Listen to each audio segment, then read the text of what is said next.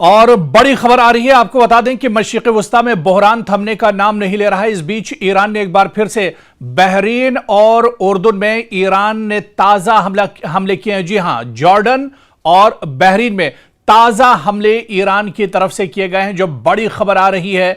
और आपको बता दें कि इस हमले में अमरीकी जो मफादात हैं, अमरीका की जो तंसीबात हैं, जो उसका इंफ्रास्ट्रक्चर है, उसे एक बार फिर से टारगेट किया गया है।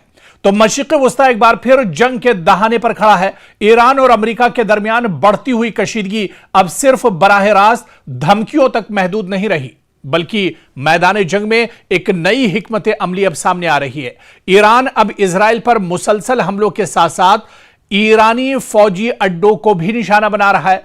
उन अमरीकी फौजी अड्डों को भी निशाना बना रहा है ईरान, जो पूरे खित्ते में वॉशिंगटन की अस्करी ताकत की रीढ़ की हड्डी समझे जाते हैं, जो बहुत इंपॉर्टेंट है दरअसल पेंटागन और वॉशिंगटन के लिए। हालिया दिनों में बहरीन और उर्दन में मौजूद अमरीकी फौजी तंसीबात पर होने वाले हमलों ने न सिर्फ अमरीका बल्कि उसके इत्तेहादी ममालिक को भी तशवीश में मुब्तला कर दिया है। परेशान है अमरीका। डोनाल्ड ट्रंप अब परेशानी के शिकार हो गए हैं। सवाल यह है कि आखिर इन अड्डों की अहमियत क्या है? आखिर इस तरह के हमले ईरान इन्हीं कुछ ममालिक पर क्यों कर रहा है? सवाल यह भी उठ रहा है कि ईरान इन ममालिक को क्यों टारगेट कर रहा है?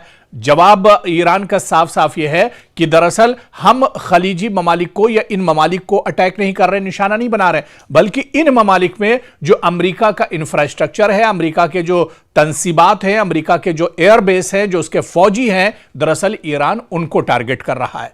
ईरान ने साफ कर दिया है कि वो आखिर इन ममालिक को निशाना मशरिक़ वस्ता में क्यों बना रहा है।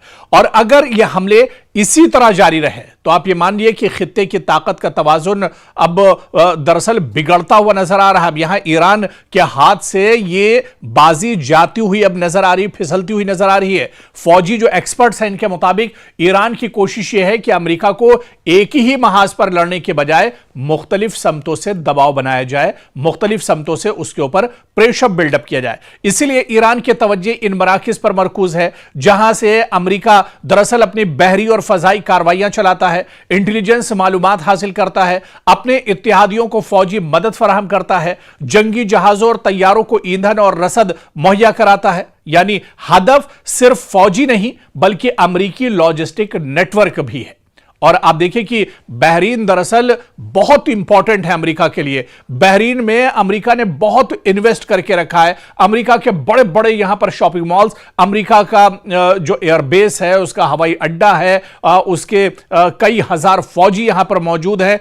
तो बहरीन अमेरिका के लिए मशरिक़ वस्ता में सबसे अहम बहरी अड्डों में शुमार होता है, क्योंकि यहां अमेरिकी बहरिया का 5th फ्लीट भी कायम है। और यह फ्लीट आप देखिए कि कई इलाकों में अमेरिकी बहरी कार्रवाइयों की निगरानी करता है। खास तौर से जो बहरीन का 5th फ्लीट है, वो खलीज फारस, अबनाए हुर्मुज, खलीज ओमान, बहर अरब और बहर अहमर को एक तरह से सेफगार्ड देता है, इसकी हिफाजत करता है। इसकी निगरानी दरअसल बहरीन से ही होती है। 5th फ्लीट ही इन तमाम जो ये समुद्री रास्ते हैं, गुजरगाहें हैं, इनकी जो निगरानी होती है वो बहरीन से होती है।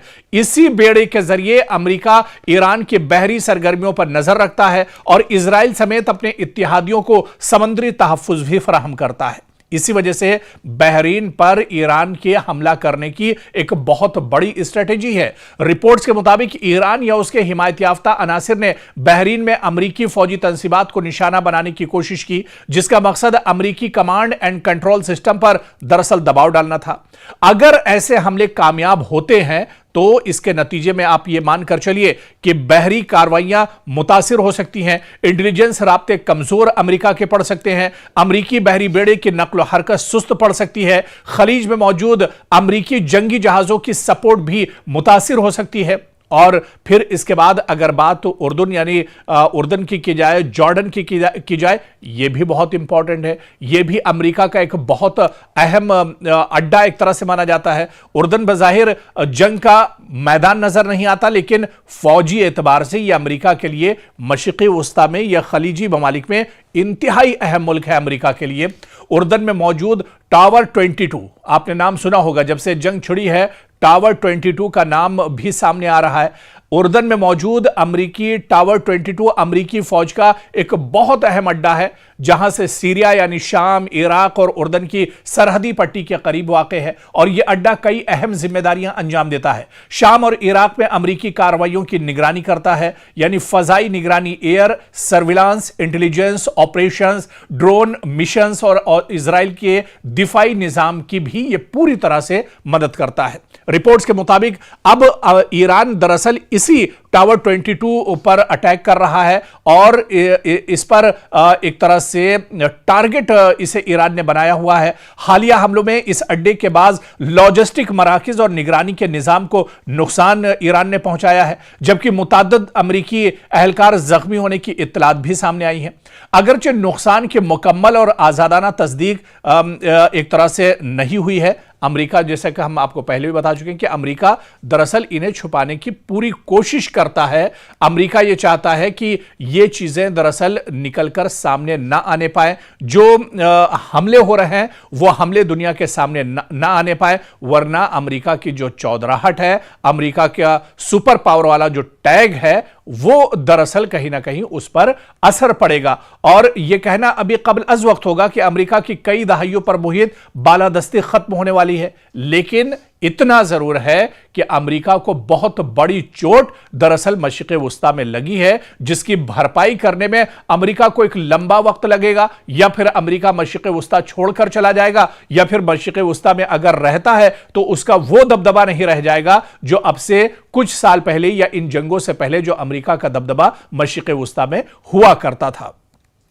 क्योंकि मशरिक़ वुस्ता में जारी जंग अब सिर्फ ईरान, अमेरिका और इजराइल के दरमियान फौजी तसादुम तक महदूद नहीं रही, बल्कि इसने दुनिया के दो अहम तरीन बहरी तिजारती रास्तों को भी अपनी लपेट में ले लिया है। एक तरफ अबनाए हुर्मुज में ईरान और अमेरिका की कशीदगी बढ़ रही है, तो दूसरी जानिब यमन के हुसी जो लड़ाके हैं, उन्होंने बुहारे अहमर और बाबुल मंदब में सऊदी अरब के खिलाफ नई बहरी कार्रवाइयों का आगाज कर दिया है। अगर यह बहरान मजीद शिद्दत इख्तियार करता है तो इसके असरात सिर्फ खलीजी ममालिक तक महदूद नहीं रहेंगे, बल्कि भारत, यूरोप, चीन और पूरी आलमी मईशत पर इसके असरात मुरत्तब हो सकते हैं।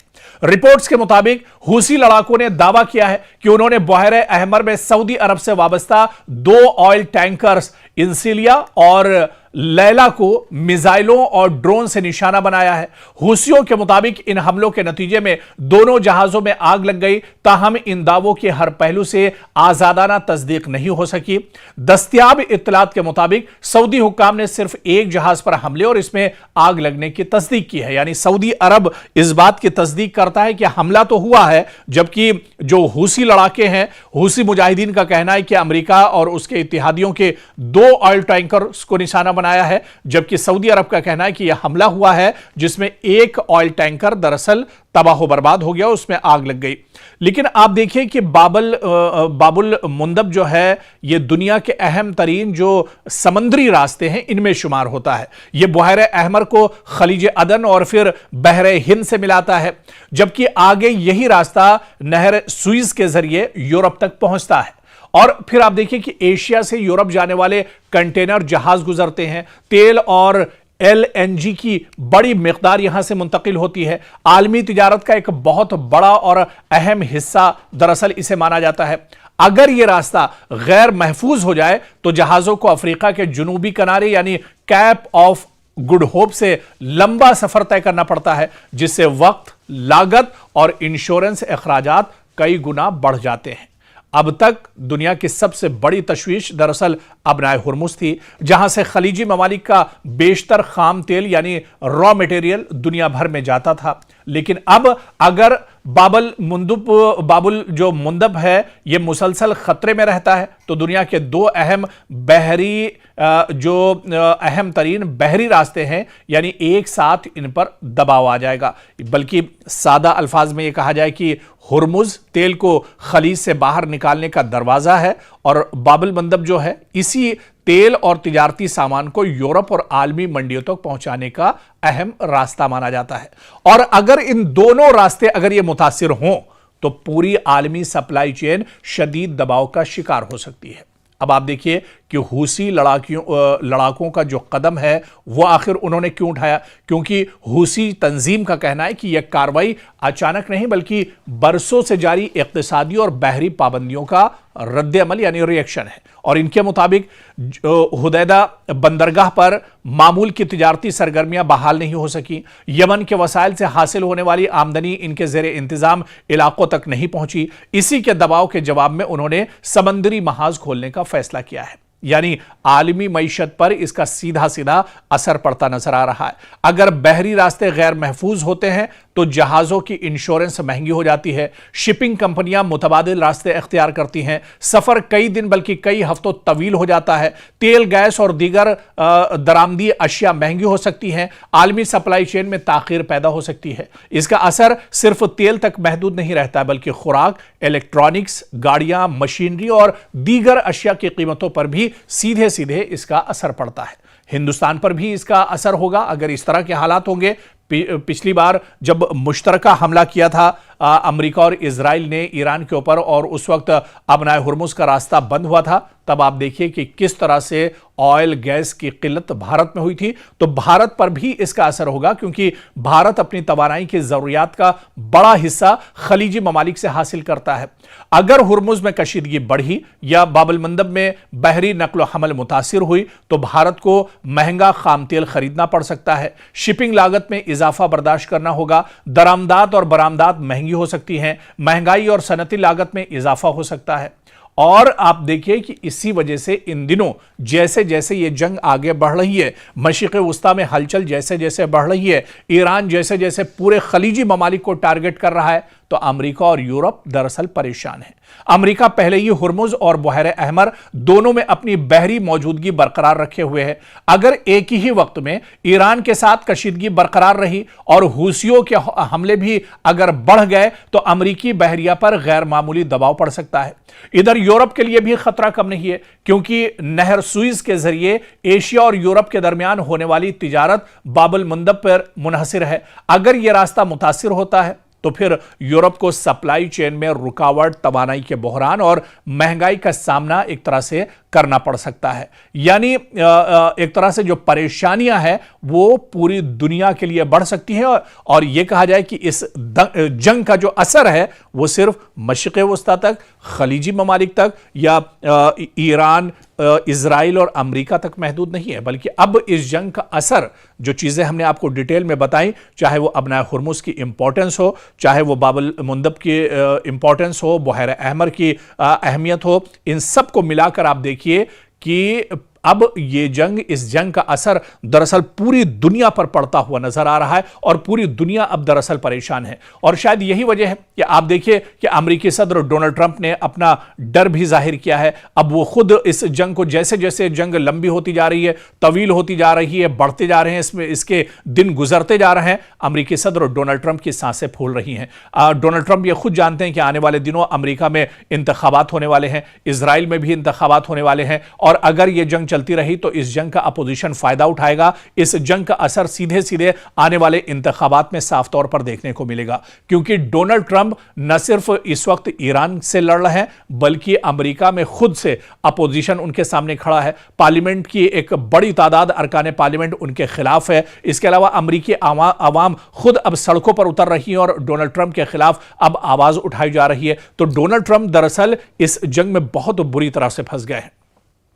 और इस जंग की जो सबसे दिलचस्प बात है, जो पहलू है, वो दरअसल यह है कि इस जंग से अमेरिका का कोई लेना देना नहीं था। यह मशरिक़ वुस्ता में यह जंग दरअसल इजराइल ने अपने से शुरुआत की थी, ईरान पर अचानक हमला किया था और उसमें इजराइल ने अमेरिका से मदद मांगी थी। लेकिन अब यही जंग सीधे सीधे ईरान के सर पर पड़ गई है। इसी वजह से आप देखिए कि कई बार नेतन्याहू को डोनाल्ड ट्रंप दरअसल फटकार लगा चुके हैं, कई बार उन पर नाराज हो चुके हैं। लेकिन क्योंकि अब कुर्बत इतनी ज्यादा है या ये दोनों मुल्क दरअसल ईरान से इनकी दुश्मनी है, तो दरअसल दोनों की मजबूरी एक दूसरे के साथ रहना है, एक दूसरे का साथ देना है। ऐसे में डोनाल्ड ट्रंप और नेतन्याहू, या यूं कहें कि इजराइल और अमेरिका एक साथ ईरान के साथ लड़ रहे हैं। नहीं तो जो हालात अब बने हैं, जिस तरह से अमेरिका इस जंग में फंसा हुआ है, इसके लिए अमेरिका दरअसल दबे ही अल्फाज में सही लेकिन इजराइल को जिम्मेदार एक तरह से ठहरा आ रहा है।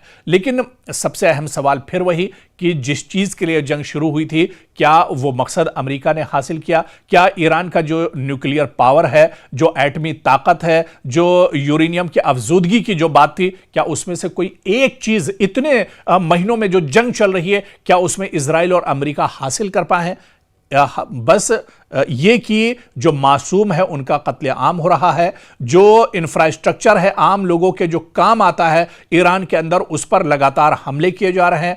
आप देखिए कि मदरसे, स्कूल, मसाजिद और दरगाहों को नुकसान पहुंचाया जा रहा है, उन्हें टारगेट किया जा रहा है, स्कूली बच्चों का कत्लेआम किया जा रहा है, बमबारी हो रही है, इंसानियत का ये कह लीजिए कि कत्लेआम किया जा रहा है। तो ऐसे में एक तरफ ये कहा जाए कि जिस मकसद के लिए जंग शुरू हुई थी, उस मकसद को लेकर 1% कामयाबी दरअसल अमेरिका और इजराइल को नहीं मिली है। या डोनाल्ड ट्रंप का जो पहले नारा था कि ईरान को खत्म कर देंगे और ईरान का जो न्यूक्लियर प्लान जो उसका है, जो उसका जो सबसे बड़ा प्रोजेक्ट है जिसके लिए जंग शुरू हुई है, उसे एक तरह से तबाह बर्बाद कर देंगे और दुनिया एक तरह से सेफ हो जाएगी। लेकिन इतनी दिनों के जंग के बाद आज भी अमेरिका के हाथ खाली हैं। डोनाल्ड ट्रंप आज भी दरअसल खिसियानी बिल्ली की तरह से मीडिया के सामने आते हैं, बयान देते हैं और चले जाते हैं, लेकिन नतीजा फिर वही 0 का 0 यानी 0 ही एक तरह से रह जाता है।